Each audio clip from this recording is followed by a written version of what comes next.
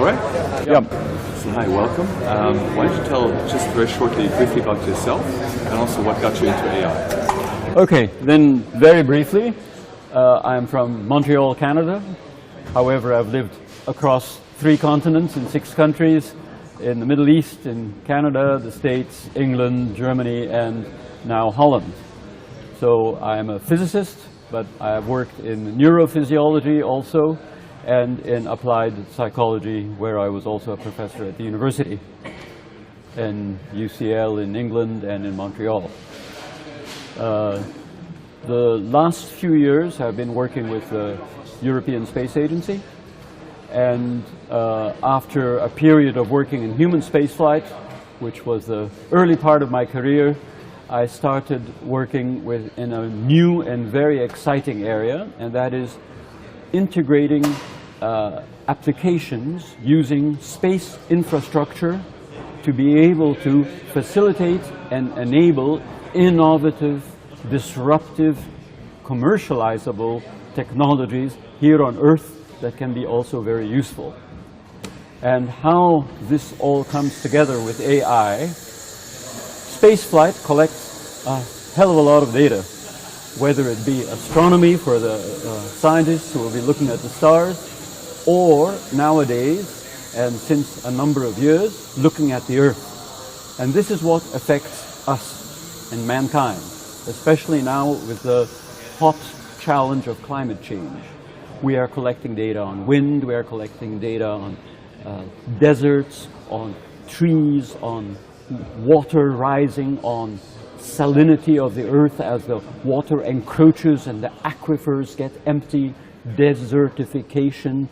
And these all have not only consequences for climate change, but consequences for everyday life. They can cause civil wars. You have political and geopolitical challenges resulting from this. So we need to be able to understand what is happening, how it's happening, and how we cannot take corrective measures for such changes, but we can take palliative and corrective measures to help the consequences not be so dire and not so dangerous. And this is where we have a problem. We are collecting data in silos, which is typically what happens. A particular satellite collects Earth observation, another satellite collects heat data or sensors, another satellite collects something else. You have groups of scientists and industry working with particular space agencies on particular data, but only on their particular data. And in order to understand the causes and effects of what's happening, we need to integrate this data and cross across these silos and break the walls of these silos. But then you have such an immense amount of big data, you need artificial intelligence in order to handle it at all in some sensible way. Otherwise, it's not at all possible. Yeah. What's the, if you can mention it, the most exciting piece of data, or where you feel, like from space that is like measured? What? Well, this is extremely interesting because things which I never thought of, one can even see from space migration of people who are moving from an area where the water has depleted or because of some civil war and are moving to another area. And you can actually collect such data, which is movement of people. Earth observation won't look at individuals, but with the help of artificial intelligence, it can begin to detect there is a movement going on and there is a problem, and this artificial intelligence can alert this kind of a problem if combined with other geopolitical data from the ground. How do you combine the data? How do you break the silos? This is a big problem. It is partly technical and partly psychological and partly the problem of confidentiality and owning of data.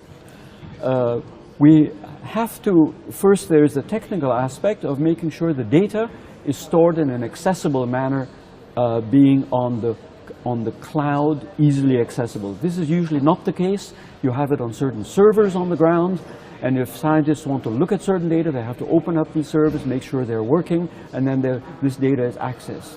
However, if they migrate their data to the cloud, then it becomes easier to share it. So this is the technical aspect.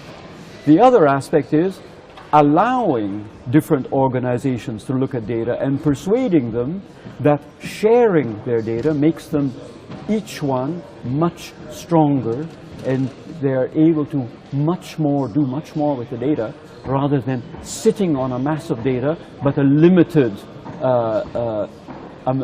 type of data. And by persuading them that sharing, which is the case anyway, if you have a group on the ground of various universities or various disciplines, unless they share their data, they won't get very far. And it's similarly with the big data, unless it can be shared. But then we also run into the problem of data privacy, because some of the data might involve identification of organizations or what they're doing, transporting hazardous goods or individuals or whatever. So one has to also solve those problems of privacy in order to assure the data owners and the data subjects that they are not suffering a certain disadvantage, harm, and potential danger to their own security, their personal security, their company security, and their welfare. Yeah, yeah. So it's a multidisciplinary approach which will require both scientific, technical, and political action to solve. Fantastic. Like one more question, which is actually, what excites you most about the future of AI? But like very short, if you would have to summarize it, what would one thing be that you pick?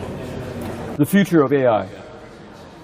I think it will be very difficult for me to answer that question, but I think we will be surprised as to what the future is. It's going to play a much bigger role than we could have ever dreamt. It is playing a role already, which we don't quite realize, and that role will be much greater. It's not going to remove our jobs, it will increase our jobs as we start having to use our brains and do it, harness AI. I don't know, this is not quite an adequate answer to your question, but it will affect our everyday lives and even the lives of our politicians and our various ministries and various activities across the face of the earth. And the last question is actually, what are your impressions of World Summit? What? Your impressions of the conference, of World Summit? Oh, I think it's an excellent idea to have this conference, bringing these people together. It has brought together what I like to see is both startups and regular companies, young and old, and I think it is not only an excellent idea, it's a necessary thing to bring people together to share and to share their experiences, make contacts, and to listen to each other. Did you have a good time so far? A very good time, thank you. Much better than I expected. Thank you so much. All right. Thank you.